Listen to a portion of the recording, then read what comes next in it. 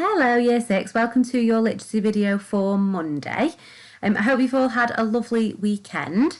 Carrying on in the same books today, we are nearly finished now in this dragon book, so we will be moving on to the other one soon.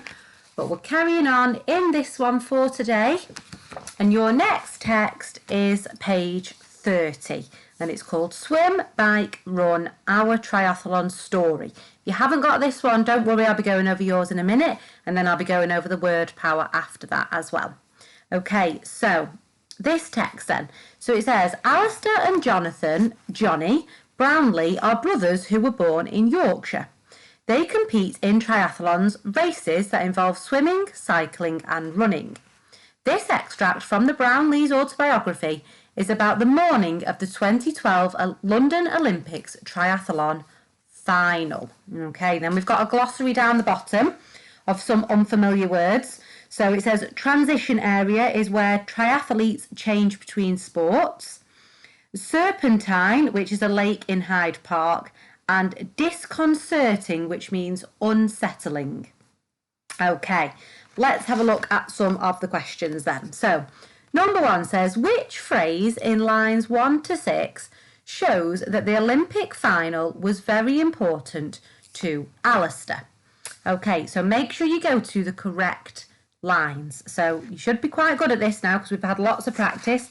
So from the first line down to line 6, see if you can find a phrase, which means maybe a couple of words, that shows it was very important to him. Okay? Number 2, why do you think Alistair was surprised to have slept well? Now, this is something I've noticed when you've been sending your work in, that we're not always giving enough detail to get both marks. So this is a 2-mark question. So why do you think Alistair was surprised to have slept well? So you find where it says he was surprised.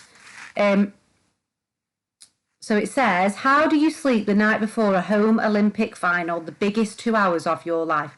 So he probably hasn't slept very well because he's so excited, nervous, and all about what's going to happen the next day. But just make sure you use some evidence from the text. So find a bit that explains why you think he didn't sleep very well or why he's surprised, and then just use that in your answer, and that'll make sure you get both marks. Number 3 says, how did Alistair feel before the Olympic final? How does this compare to the way he usually feels before a race? So again, this is a 2-mark question, so you need to answer both questions. So find how he felt before the Olympics, and then you also need to find how he usually feels before a race. So how is it different? You need to compare them. Okay? Why does Johnny use an exclamation mark in line 25? So go and find it. Line 25. So have a think. So find the word. It's only a 1-word sentence that's got an exclamation mark. Think, what effect does that have by putting an exclamation mark? What does it make the reader think? Or, yeah, what does it suggest? Number 5, why do you think Johnny stopped being nervous? Line 27. That is, you've got 2 lines, but that is only a 1-mark question, so you do only need 1 point. But use the text to help you. Number 6, write down one feature of this text which shows that it is an autobiography. So an autobiography is something that's written by that person. So they have written it. So how do you know they have written it? It's not somebody else writing about them. How do you know they have written it? So have a think about that. And last one, how do you think you would feel if you were about to represent your country in your favourite sport? So that's up to you. The answer's not going to be in the text. Do you think you'd be excited? Would you be nervous? Have a think. Would you be really, really scared? But then you've just got to make sure you explain why you would feel like that. Okay? So that's your reading for today. If you've got the book with the octopus on the front, then your next text is page 17 and it's called Finish the Sentences. So it says, look at the picture and fill in the missing words. So in your picture, you've got some children, some animals, and you've got their names. Okay? So it says number 1, and then you've got a missing word. You've got to fill in that missing word in that sentence. And you're going to have to use your reading skills to work it out. So you need to read this really, really carefully. So it says something, so we've got to fill this in. Is, were, ring, wearing, a hat. So who is wearing a hat? So you need to have a look at the picture, find who is wearing a hat. So down here, he's wearing a hat. So that's Patrick. Okay, so you would write Patrick on that line down there. And remember, if we're writing people's names, then we need to remember that they need capital letters, don't we? Okay, so you need to have a read through all of those sentences and then write the correct name on each line. Okay, so that's everybody's reading work for today. So your word power work then, if you've got one. If you haven't got one, don't worry, you can switch the video off now and do some handwriting. If you have got a word power book though, your next pages are pages 12 and 13. Okay, and it's called Splitting Words Open. Okay, so it says, can words be split up into smaller chunks? Do these chunks have any meaning of their own? Let's find out. So it's looking a little bit closer at words and how they are made up. So, for example, dog. Dog is a root word, but you can't split it up. It can't be, it's only a short word, isn't it? It can't be split up into two different ones. If it had an S on the end, though, you could split it up into dog and s, because then that tells you there's more than one, doesn't it? So you know what dog means, but what does the S mean? Try to put it in words. That's what I've just told you. Dog means there's just one. Dogs means there's.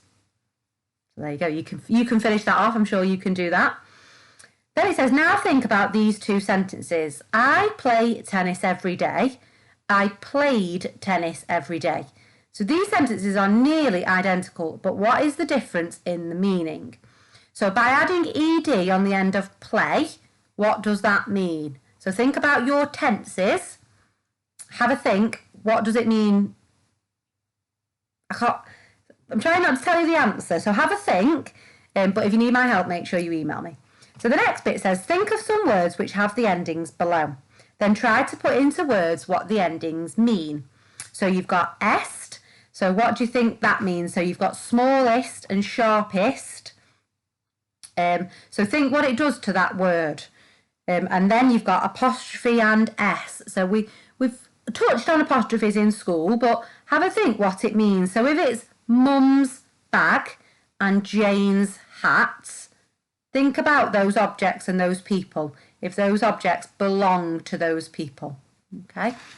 On the next page then, on page 13, it says the words smaller and smallest use the endings er and est. The words smaller and smallest don't have their own entries in the dictionary. You can find them in the entry for small.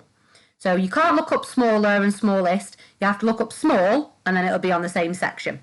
Why do you think the words smaller and smallest don't have their own dictionary entries? So why do you think that is? Okay, think about the meaning of them. The next one then says, which word would you look up in a dictionary to find these words? So you've got bigger, happiest, pilfered, and regarding. So have a think what the root words are for those. And then the bottom one says, can you think of any other words that don't have their own dictionary entries? Write them in the box below. So you need to try and think of a root word and then add a suffix on and then pop it in the box. So for example, light might be your root word, but lighter might be won't be in the dictionary, so you'd put it in there, or lightest. Yeah? What have you learned about word endings on these two pages? So have a think, what have you learned? Anything that you have learned on these two pages and pop it in that box there. Okay?